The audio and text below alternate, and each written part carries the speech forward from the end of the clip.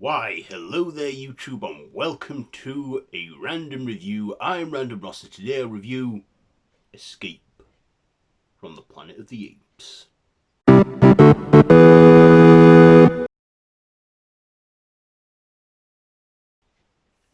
So yes, this is written by Paul DIllman and directed by Don Taylor, starring Roddy McDowell, Kim Hunter, Bradford, DIllman, Natalie Trundy, Eric Braden, Sal Manico, and Ricardo Montalban or something.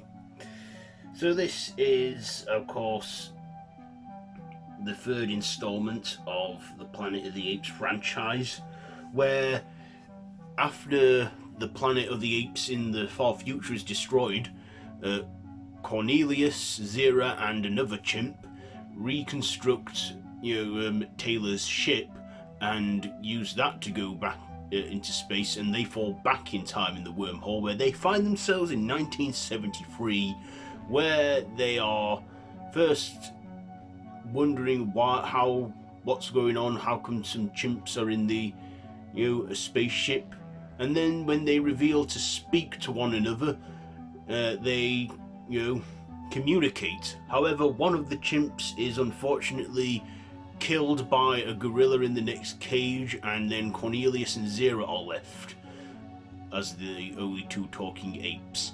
And of course they at first are trialed, but then are seen as reasonable creatures and are embraced by society and given a hero's welcome.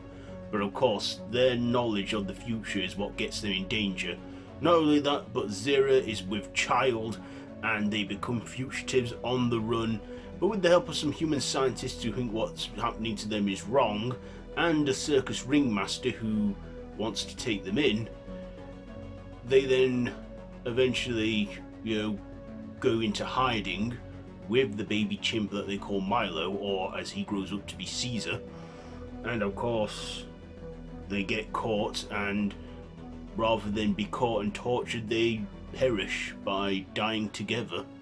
And of course it's revealed that the newborn chimp in the circus she swapped with, and their baby survived, and he starts to speak in a heartbreaking ending, leaving it open for the fourth movie. So that's the story there. So what did I like about this one? Well, this was probably the cheapest one to make, because they had a lot of, they managed to save a lot of money on the prosthetics and stuff, because there were only 3 actors that were in the ape makeup, and they were all chimps, so no anthropomorphic orangutans or gorillas in this one. We just simply have 3 chimps, and one of them, the actor I believe playing that chimp who dies, I can't remember his name now, he the actor playing him couldn't cope with the prosthetic makeup, so he wanted to be written out of the film, so they did. And of course then we only have our 2 leads, Roddy McDowell and Kim Hunter as Cornelius and Zira, and they were both great together, playing their roles as the chimps. Their makeup again was as good as always, and for once they wore modern day clothing for the time, 1973. Even though this film came out in 71, it's set 2 years in the future from when it was made. I also liked our human support members in this, like Lewis Dixon, played by Bradford, DIllman, and Natalie Trundy, playing Dr. Stephanie Branton. Natalie Trundy, she was in Beneath the Planet of the Apes as a mutant, and she returns in this one in a different role, and she will go on to return in the last 2 films in the original series as Caesar's love interest Lisa, but we'll get to those 2 in the eventually. So I liked the story. The story is like basically a heartbreaking love story like Romeo and Juliet, where they both perish, and it's sad. It is truly heartbreaking and a sad ending. especially when the baby chimp, who would grow up to one day be Caesar, starts saying "mama." It's very good how they sort of like made it look like he was talking. And of course, as the credits roll, we hear that. I watched that and I think, oh, it's such a sad ending. It broke me, you know. It really did. It really got to me. Even though it's fiction, the fact that a film can do that to me, I'm like, that's a film well done. But yeah, it was a sad ending and quite a sad film to watch in the final act, especially our two protagonists, the apes, perishing. But yeah, sad indeed. And this would be the last time we see Kim Hunter in the series. Roddy McDowell would of course go on to return in the franchise as their son, Caesar, playing him in the final two original films.